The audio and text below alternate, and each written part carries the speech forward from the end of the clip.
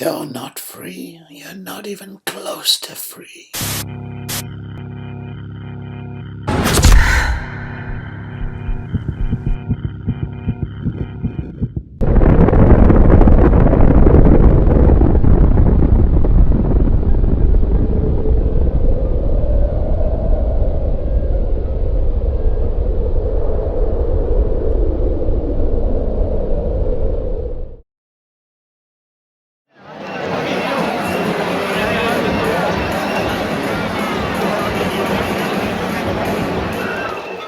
In the previous episode, you learned that the only way to dethrone an alien cortex was through eupyschosis. And I promised you your first practical tool for going eupsychotic. So here you go. Now, before you put this tool to use, I should warn you that it's deliberately designed to make you schizophrenic. Now, why, you might ask, would anybody deliberately try to give themselves a mental illness? Well, schizophrenia is not a mental illness. In fact, it's the exact opposite. Foot soldiers for the terminally ecocidal alien cortex of yours, like, for example, psychiatrists, have been trying to paint schizophrenia as a disease for almost 200 years now. That way they think they can control it and ultimately eliminate it. But they've totally failed. It won't go quietly into their box. And that's exactly how schizophrenia is supposed to be. One particular alien cortex on the cortico-fascist militant wing, a psychiatrist by the name of Joseph Polymeni, is the exception to the rule. He had the insight to correctly observe that schizophrenia in the modern or alien cortex era is actually not a disease, but rather a naturally evolved hangover from Paleolithic times. A set of escape artist genes, if you like, supposedly no longer beneficial now that you're all safely incarcerated in your supposedly escape-proof maximum security prison planet overseen by Kronos. Before the industrial devolution and the age of benightedment, schizophrenics had a different name. They were called shamans, witch doctors, and holy men. Polymeni was rehashing an idea of Julian Silverman's from the 1960s that had been ignored for over 40 years, that shamanism and schizophrenia were exactly the same things. Picking up the thread again recently in his book Shamans Among Us, Polymeni, as a professional who treats schizophrenia for a living, closes with this passage. It may take a bit of imagination, but I find it possible to envision most people with schizophrenia as shamans. If such an evolutionary course did take place, it is of utmost importance to explore the root, for every additional fact about schizophrenia brings us one step closer to controlling it. And that about sums it up. But it begs the question, who then is going to control your alien cortex, as it runs rampant and wild with its insatiable desire to dominate and control everything under the sun? If your alien cortex finds itself in opposition to shamanism as it does, then clearly it's the more dangerous of the two. If you have a look at the damage your alien cortex has already caused to the planet, and where it threatens to steer it to in the future, then by comparison, shamanism is relatively harmless. Even considering dangerous Pied Piper shamans that occasionally lead you off into the wilderness and destroy your kind, like Moses, Jim Jones, David Koresh, Marshall Applewhite, and Jeff Berserk. They killed or soon will kill in the hundreds, but by comparison your alien cortex has a long track record of killing in the millions, and is set to soon start killing in the billions. Now don't get me wrong, it's as foolish to romanticize shamanism as it is to demonize it like your culture currently does. Let's not forget that many shamans were, after all, malevolent con artists, tricksters, charlatans, and magicians out for profit. Not too far off the medical profession and clergy today. But any society that starts to treat their shamans like this is not only pathologically sick, it's also heading for serious trouble. As you submerge into the 21st century, the puzzle pieces are starting to fall into place rapidly. Schizophrenia is exceedingly old. It's been around since evolutionary timescales, and its prevalence is consistent throughout history and across all populations. It's heritable. It's genetic, and there are about 30 genes responsible for it. With so many genes responsible, then it must be what they call phenotypic. It's not a random genetic mutation. Almost certainly, according to conventional Darwinian theory, it's being positively selected for. There must be some selective advantage. But what could it be? On the face of it, schizophrenia is so disabling for individuals, it appears to have no advantage whatsoever. Schizophrenics, for example, struggle to find mates and are far less likely to have children, which leads to a paradox. What evolutionary psychiatrists call the schizophrenia paradox. Simply put, how come natural selection hasn't weeded out the genes for schizophrenia if it's harmful to the reproductive success of its carriers? Although it's counterintuitive, the answer is that schizophrenic genes in a small percentage of individuals help to preserve the mental health of the overall group, and better ensure the survival of the community at large. It's a group selection thing, although group selection is still a taboo subject to your irredeemably selfish neo-Darwinists. For thousands and thousands of years, schizophrenics have been the natural counterbalance to the outright tyranny of your overdeveloped alien cortex. In some ways you can think of it like your appendix, which has evolved to repopulate your gut fauna when your alien cortex lays waste to your digestive tract with its antibiotics.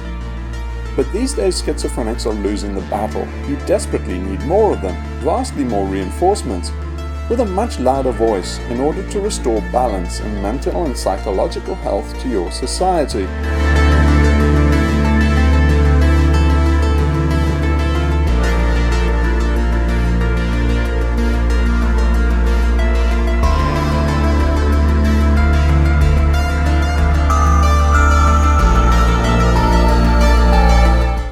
Love your species and want it to live long and prosper, then your duty is to become schizophrenic and then eupsychotic, assuming you have the aptitude.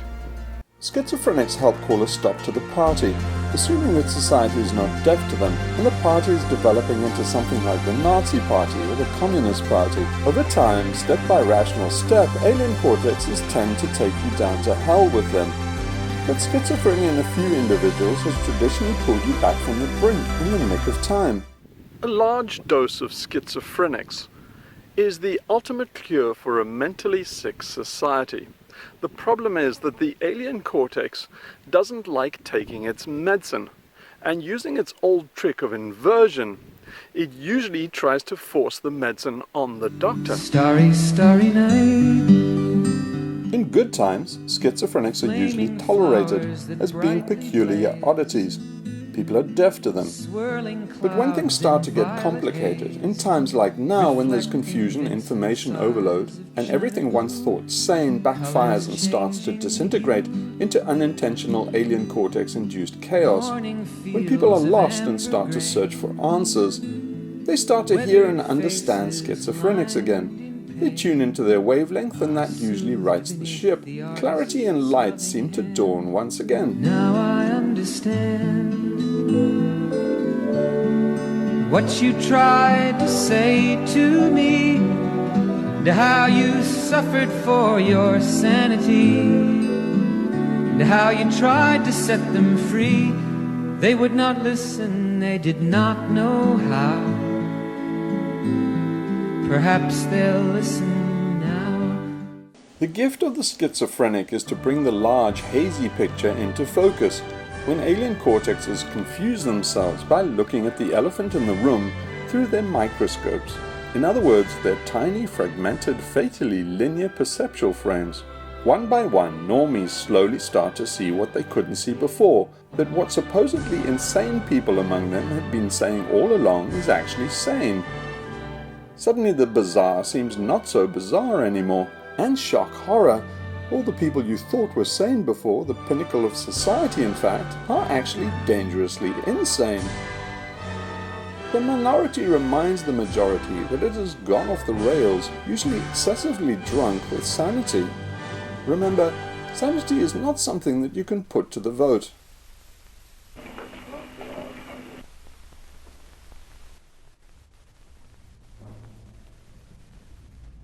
One of the traditional roles of shamans was to reduce intergroup tensions and conflicts without the need for onerous power structures and authority figures. If you have a look at a schizophrenic shaman like perhaps the biblical Moses, you can clearly see that his 10 commandments were just a formula designed to reduce stress within a closed community. And saying they were from God was just a clever trick to squelch criticism. And it wasn't really even a lie, just so long as you remember that Yahweh was his alien cortex. And you don't believe in God's rule, then what law do you have? You just have man-made laws. The ceremonies shamans performed, like marriage, were also just to reduce conflict within a social group, and shamans would also sometimes fulfill the role of judges in the case of disputes. They had a lot of clever psychological tricks up their sleeve, like the ordeal by fire trick, all designed to out the guilty party, settle disputes quickly, and avoid protracted intergroup conflict and cycles of revenge. The problem with secular, unenlightened democracies is that divisive disputes tend to rage on intractably without end. Shamans prevented that kind of thing by invoking supernatural, and hence supposedly neutral, final arbiters. Therefore, disputes could be quickly, peaceably, and decisively resolved without resort to factional contests of power and individual dominance, as tends to happen today in your benighted culture. Mr. Sheriff, do it. Use it. All right, I'm going to take 5.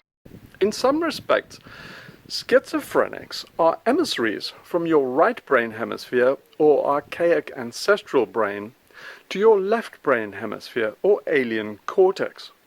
They are a communication channel back to the mothership, a tether to reality, no matter how insane reality is underneath it all. In Darwin speak, having a connection to the bedrock of insanity underlying reality is actually an evolutionary advantage.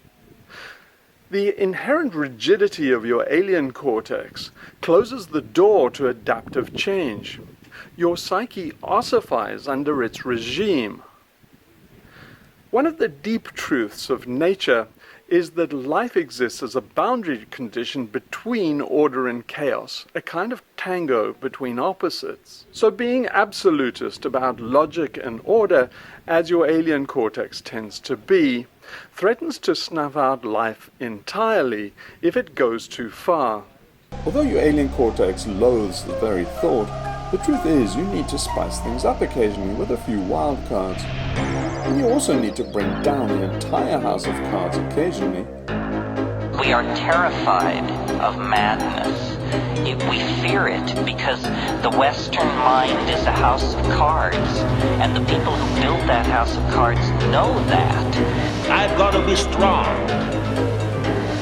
Try to hang on, or else my mind may well snap. LSD is a psychedelic substance which occasionally causes psychotic behavior in people who have not taken it. A shaman is someone who swims in the same ocean as a schizophrenic, but the shaman has thousands of years of sanctioned technique and tradition to draw upon.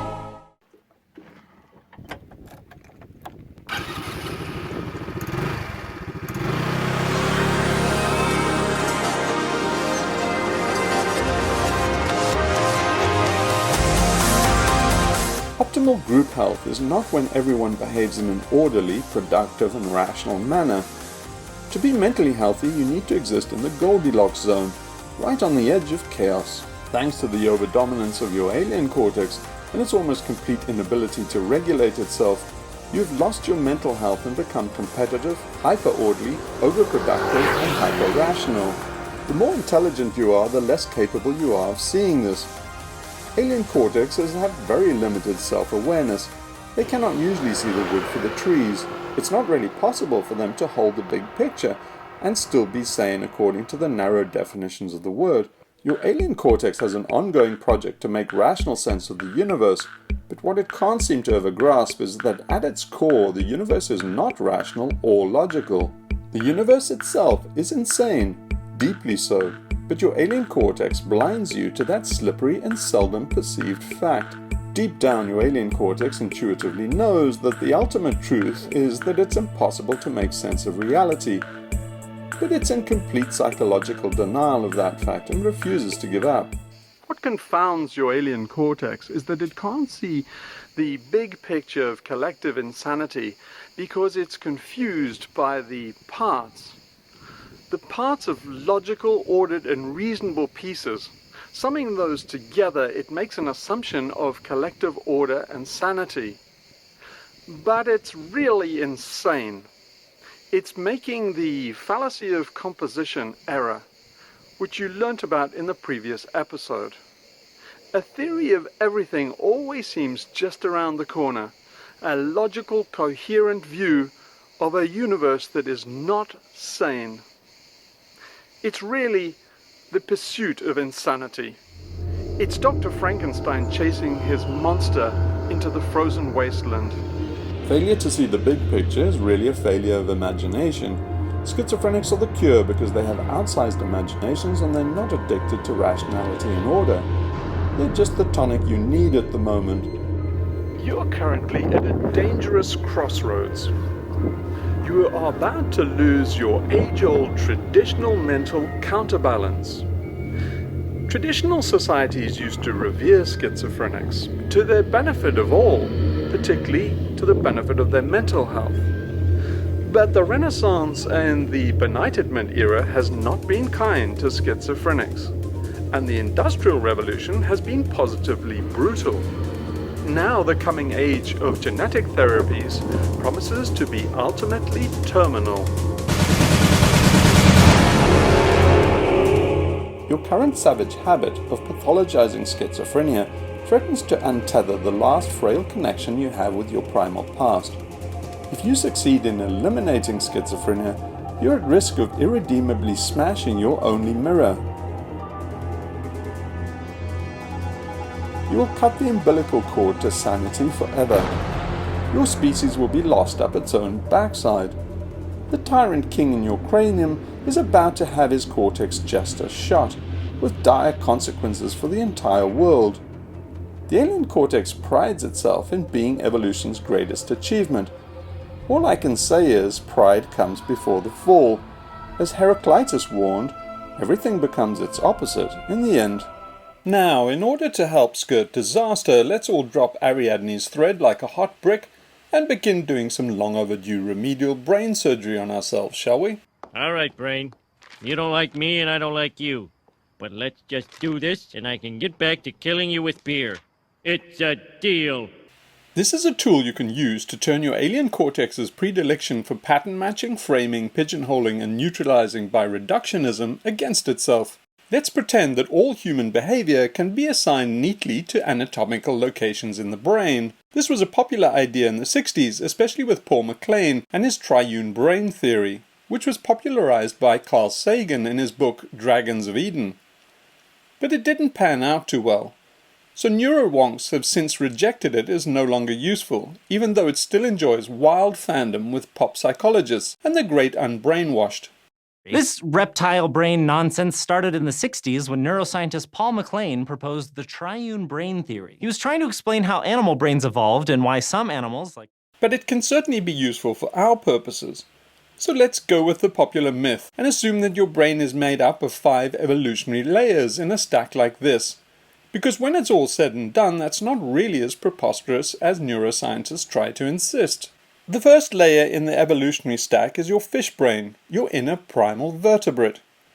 The next layer in the stack is your reptilian brain, which is all about dominance, camouflage, and the ambush. From that evolved your mammalian brain, the carey-sharey part of you. Then came your primate brain, which is mostly concerned with the tribe, social status, and hierarchies. Then finally your inner Voldemort. And by the way, forget about the so-called Big Five personality traits of the psychologists. That's just their ham-fisted attempt at the layered brain theory that unfortunately fell short, so it serves to confuse people rather than enlighten them. Let's start with your fish brain. Our shared brain structures are one of the best places to see a remnant of our fishy past. In the human, we have a forebrain. Then there's a midbrain, this walnut-sized area in the middle. And and then a hindbrain. Well, if you follow the similar nerves in a shark, what you see is sharks too have that same structure.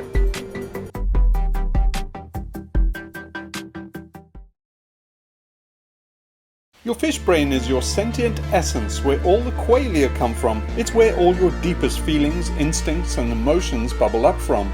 Love, fear, lust, to name but a few. When you smell a rose or hear birdsong or taste honey, it's your fish brain that broadcasts the experience to the rest of your brain. The colloquial expression, "you're a cold fish," is ill-conceived. Your inner fish is the quintessence of sensuality.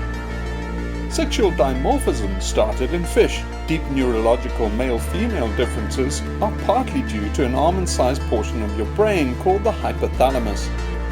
The hormones from your hypothalamus regulate everything from body temperature, maternal bonding, thirst, sleep, hunger, and circadian rhythms. Your fish brain is actually responsible for the famous 4 F's of evolutionary biology: fight, flight, feeding, and sexual reproduction. Number 4 there is just a traditional little bit of biology class humor, courtesy of your alien cortex, which wants to cleanse itself of the thought of base and gritty sexuality expressed by the F word. The joke's not really funny because alien cortexes are far too predictable to be funny. Now, in pop neurology, the 4 F's are normally attributed to the next layer up, to your reptilian brain.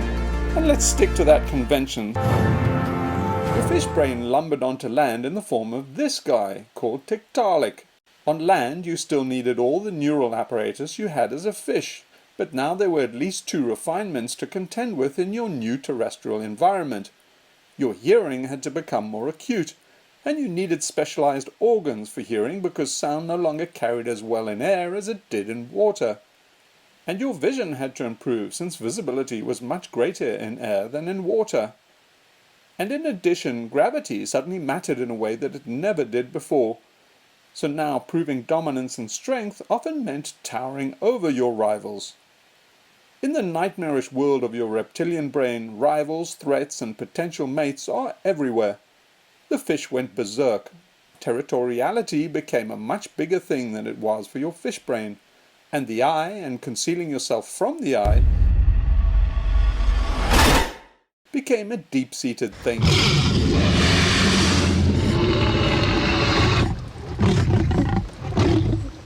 So to sum up, whereas your inner fish was all about yin and yang and harmony, your inner reptile is about competition, beating the other, the eye, camouflage, stealth, ambush, territoriality, sex, and getting the jump on rivals. Your inner reptile apparently loves shiny objects, so advertisers target your reptilian brain. People have no idea why they're doing what they're doing. They have no idea. So they're going to try to make up something that makes sense. To understand the code, you have to understand the reptilian brain. And my theory is that the reptilian always win. Then comes the mammal. The more you look at fossils, the more you look at embryos, the more you see that we're repurposed reptiles. The mammal is all about mom, and it's about neoteny, the scientific word for cuteness. Cuddly things. It's all carey-sherry. If there was only one symbol to represent the mammalian brain, then it would have to be the heart symbol. When people talk about matters of the head and heart, they're really talking about the alien cortex and the mammalian brain. And when psychologists refer to the big 5 personality trait of agreeableness, they are also referring to the mammalian brain, colloquially associated with having a big heart. Of course, as you probably already know, the heart symbol is just a lewd representation of a gaping vagina, and nothing at all to do with the organ that pumps blood. Minnie had a heart as big as a whale. Heidi, Heidi, Heidi, ho! Once you know that, it's easy to guess what Cupid's arrow through the heart symbol is supposed to symbolize too.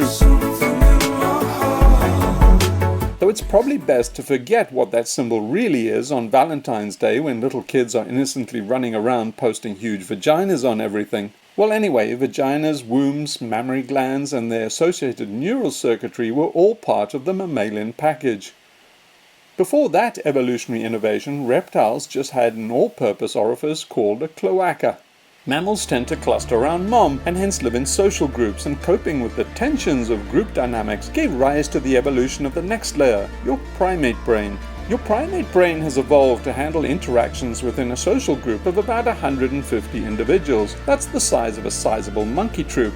That figure of 150 is commonly known as Dunbar's number, after the anthropologist Robin Dunbar. If you've never heard of Dunbar's number, I would recommend Googling it. Dunbar's research showed that there was a correlation between the size of an ape's brain and the size of the monkey troop in which they lived. An ape like you has evolved to live in a group of somewhere between 100 to 250 individuals. That's the size of a small company, be it a commercial enterprise or the military unit of the same name. Both require leadership by your primate brain and mark a kind of management style limit. To manage more than a Dunbar's worth of individuals, you need to manage the group with a different part of your brain, your alien cortex. You need to stop being a people person and become a cold-hearted professional manager, in other words, an alien cortex bean counter. Needless to say, your primate brain is all about social hierarchies and status seeking. That's why all these alien cortexes are wearing monkey suits. Your primate brain also has a very strong sense of social fairness and fair play. In the political arena, especially when it comes to hot-button political issues like the gender pay gap, this often puts your primate brain into conflict with your mammalian brain. Your mammalian brain is all about sharing, which is not at all the same as the primate brain's sense of fairness. Primate brain fairness dictates that everyone should have equal social opportunity and a fair chance in life. But mammalian brain sharing dictates that there should be equal outcomes in life, i.e., rewards should be equal regardless of identity, ability, or skill. And then finally, the frosting on the layered fruitcake is your alien cortex. It's responsible for written and spoken language, music, symbolic substitution, mathematics, storytelling, religion, myth-making, lying, and abstract thought. What is going on? We're abstracting. There are 4 stages. This is the first. Non-objective fragmentation. Oh! We're in the second stage. We're deconstructing. Oh no, we're 2-dimensional. That's stage 3. The alien cortex is your inner critic and ego. It's the voice in your head and the rationalizing part of you. Its favorite colors are black and white. In other words, no colors. The inner workings of your alien cortex are very linear, sequential, and very similar to a programmable clockwork mechanism. When the alien cortex created its favorite brainchild, the computer, it was quite literally recreating itself in silico. Remember that a computer is essentially just an elaborate clock. The alien cortex is a kind of time machine that allows you to consider the future and to mull over the past. If you want to get a great introduction to your alien cortex, let your alien cortex consider a chessboard and the game of chess in detail. Let's begin with a game that's played on squares. Chess. Chess? A mathematical contest between 2 minds. Lewis Carroll, a famous mathematician with a literary mind, used chess as a setting for his classic tale, Through the Looking Glass. Chess is a game of calculated strategy, and since the board is geometrical, the moves are mathematical. Checkmate, and the game is over.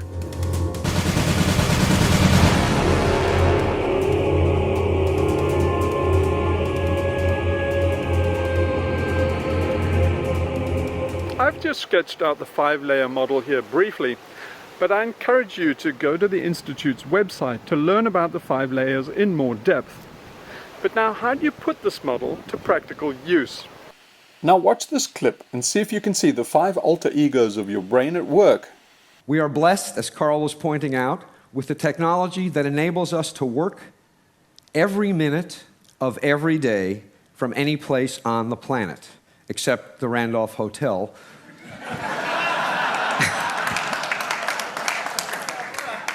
There is one corner, by the way, that I'm not going to tell anybody about where the Wi-Fi works. I'm not telling you about it because I want to use it.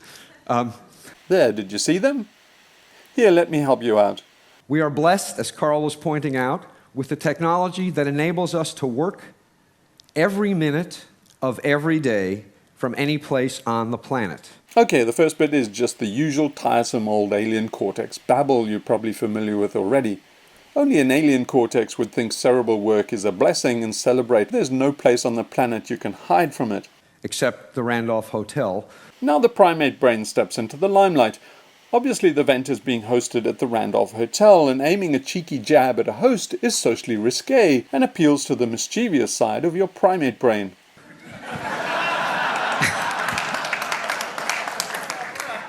That's confirmed by the audience response. Clapping, hollering, cheering, and jeering generally comes straight from your primate brain. There is one corner, by the way, that I'm not going to tell anybody about where the Wi-Fi works. I'm not telling you about it because I want to use it.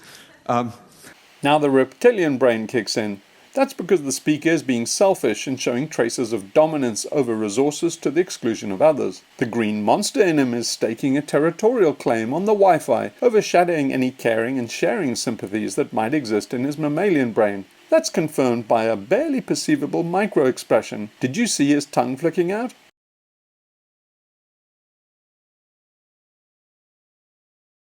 Now it would be tempting to associate that tongue flick with the familiar tongue flicking in many reptiles, but that would be going too far.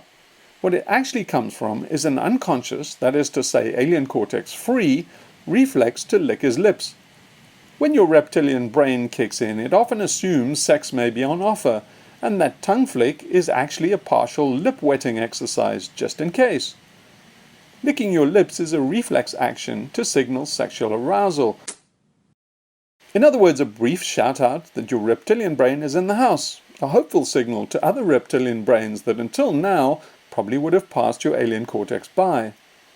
In future, none of this should sneak past your alien cortex ever again. Your alien cortex needs to become as perceptually acute in recognizing, interpreting, and translating the 5 brain layer personas in a continuous real-time stream through body language, speech, and micro-expressions, just like I just demonstrated here briefly. And try not to let stuff bother you as much as possible, but it is going to bother you because you're human, and I was human. I am human, still. But I was just referring to myself in the past. Not that I was not human. Why is the man leading a social media network so incapable of social? Can you sweat, Mark? Are you capable of human things? Or do you just shed your skin? You need to become a fluent interpreter of the layered brain language. Let's call it Zoo-speak, in honor of the ancient Sumerian god. Once you are a fluent Zoo-speak interpreter of other people, try using the tool on yourself. Here's how you can use this model like a shaman to diffuse group tensions. Next time you have an argument with somebody you're close to, one or both of you get out the old icon and start making an audio recording of the argument as it happens. Then, when the dust has settled, as a gesture of reconciliation, offer to analyze what happened in detail. Sit down in front of a diagram like this. Go over everything each one of you said in the audio recording line by line and try to agree which layer was primarily in the driving seat in the speaker, which layer they were trying to reach in the listener, and then which layer was actually triggered by what the speaker said. Here's an example. Why should your right to freedom of speech trump a trans person's right not to be offended? She's concerned about the underdog. This is a clear example of caring and compassion in her mammalian brain, trying to evoke a corresponding compassionate reaction in his mammalian brain. In order to be able to think, you have to risk being offensive. I mean, look at the conversation we're having right now. You know, like you're certainly willing to risk offending me in the pursuit of truth. Why should you have the right to do that? It's been rather uncomfortable. Oops, it looks like she missed. Instead of the mammalian brain response she was after, she seems to have triggered his reptilian brain, which provoked a strong rationalizing defensive reaction from his alien cortex. You're doing what you should do, which is digging a bit to see what the hell's going on. And that is what you should do. But you're exercising your freedom of speech to certainly risk offending me. And that's fine. I think more power to you as far as I'm concerned. Although his reptilian brain is humming along in fight mode, most of the action here is in his alien cortex. He's confabulating rational arguments to defend his reptilian brain's stress response. And he's aiming his counterattack at her alien cortex, which so far has been relatively quiet. So you haven't sat there and... I'm just trying to work that out. I mean... Ha, gotcha. You have got me. I'm trying to work that through in my head. Yeah, it took a while. It did, yeah. It took a while. Okay, finally he's managed to rouse her alien cortex. That threw her into cognitive dissonance between her alien cortex and her mammalian brain. Note his reaction when he sees the grit in her gears. That gotcha. Ha, gotcha. That's his reptilian brain finally getting the jump on her, which is really what was driving him all along. During your self-analysis sessions, I would recommend keeping a points tally against each brain layer to emphasize areas of high intensity in each person. If you can't even reach agreement on that, then you can always record your analysis session and analyze that too, and so on ad infinitum. What you'll probably both find looking in the mirror at yourselves this way is that over time obvious stereotypical patterns emerge in your respective behaviors. Hopefully that will help you both see and understand where you're getting your wires crossed.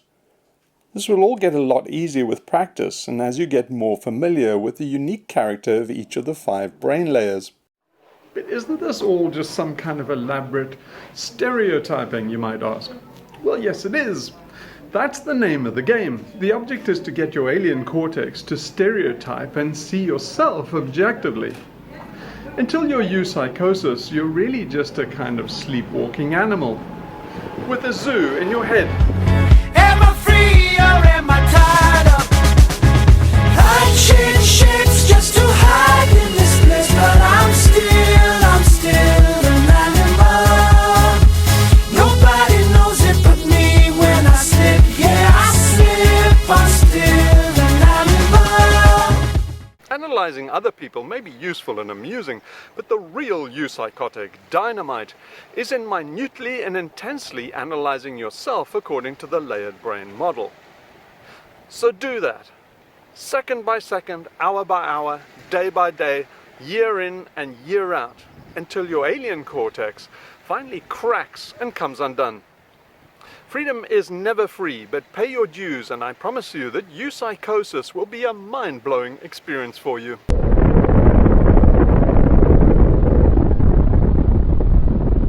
Never forget that your eupyschosis is a dangerous act of rebellion and sedition. So complete it in a quiet, secluded place in secret. Purity and clarity going in means purity and clarity coming out. This is the correct way to interpret the story about the birth of Zeus. Zeus simply means Deus or God. He's Orion, Osiris, or you personally in other words. Zeus was the child of Cronus, who you probably know as Father Time, Death, or your alien cortex. Cronus devoured all his children at birth because it was prophesied that one of them would overthrow him. So Zeus's mother Rhea tricked Cronus with a rock wrapped in swaddling clothes, which he then swallowed.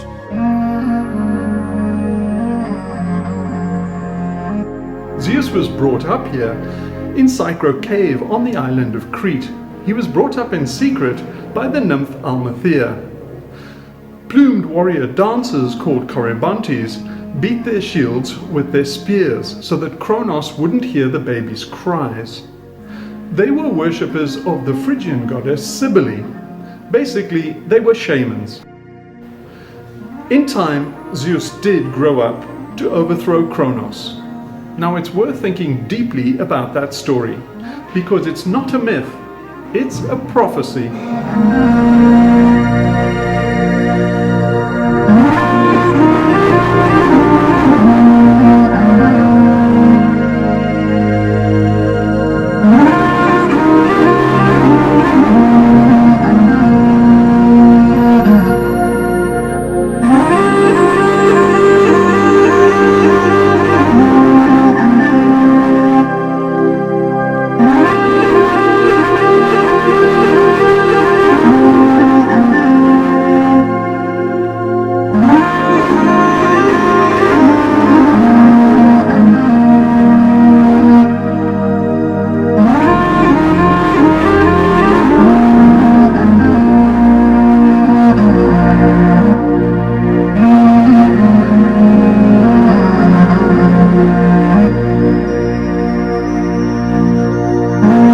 Eupyschosis takes a tremendous amount of physical and psychological energy, and in order to achieve eupyschosis, you need to be physically fit and reasonably healthy.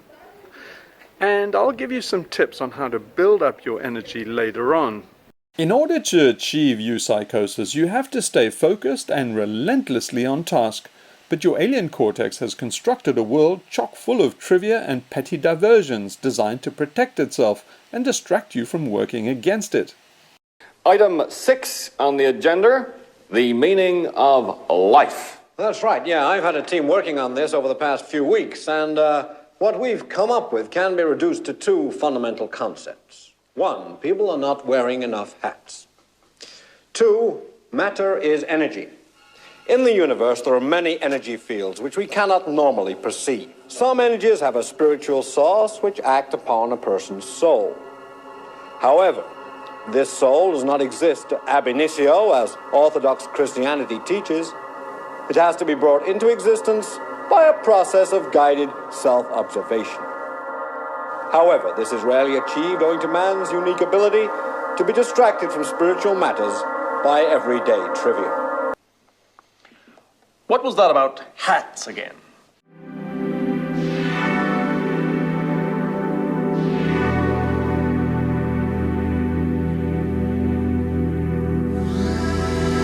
In a certain sense, you are like the god Osiris, who was tricked by his enemy Set, represented by your alien cortex, into getting in a box so that he could be cut up and scattered.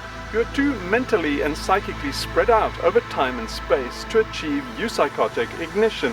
For example, you have religious belief systems and superstitions that hark back to goat herders. You live your life within a legal framework inherited from laws designed to define the property rights of ancient Roman slave owners. Your political systems and institutions are archaic relics from the era of the horse-drawn buggy. Your philosophical outlook and ethics come from misguided peacocks in the Benighted era, and yet you have invented technologies that are so futuristic they seem almost like magic. Godlike tools in the hands of infants. That very same Promethean technology has put apocalypse on the cards in the very near future. But paradoxically, you somehow think you have some kind of Star Trek destiny ahead of you out in outer space. Like Samson, you're going to have to regain the inner strength they've robbed from you. Then you're going to have to draw your scattered psyche into the present moment, so that you can reach a critical mass of energy and so achieve a psychic flashpoint.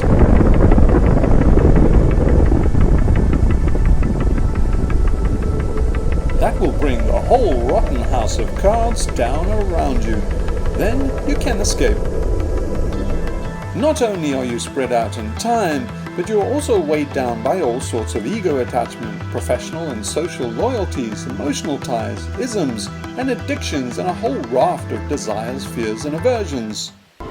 Now, in order to achieve eupyschosis, you're going to need to purge all those attachments and aversions, ferreting them out one by one and cutting yourself off from them, so that you can finally take off and head for the stars.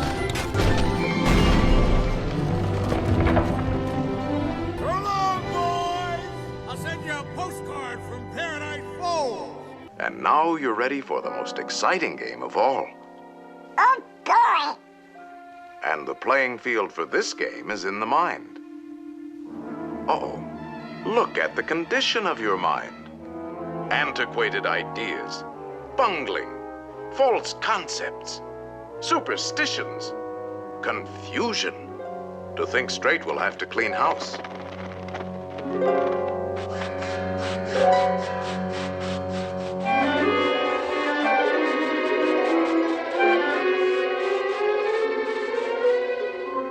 There, that's more like it.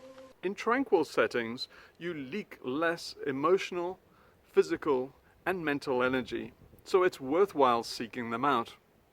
Take sanctuary in them so that the world stops sapping your vitality, and you can begin hoarding energy.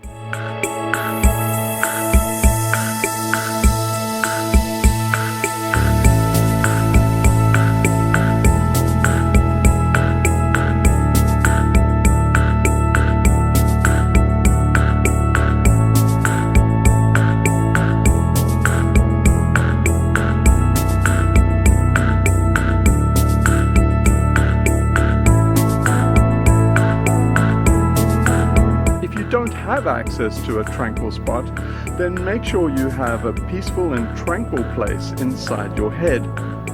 Make sure that the heat that cooks your noodle comes from the inside and not from the outside. So stay above the fray, the gender wars and politics. At the Sirius Institute, we say you have two calls of duty. The first call of duty is to yourself. in your struggle for self-transformation. And the second call of duty is to the environment and the world, making it a better place, primarily by struggling against the alien Cortex 1.0, which is the demon, turning your whole planet into a hellacious hell.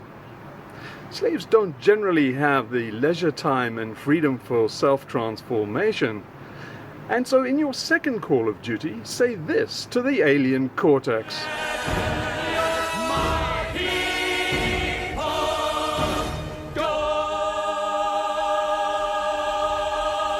If the world is a better place, then more people will have the space, freedom, and opportunity for heroic self-transformation. And on your side of the Stargate, eupsychotic self-transformation is the only true meaning and purpose to life.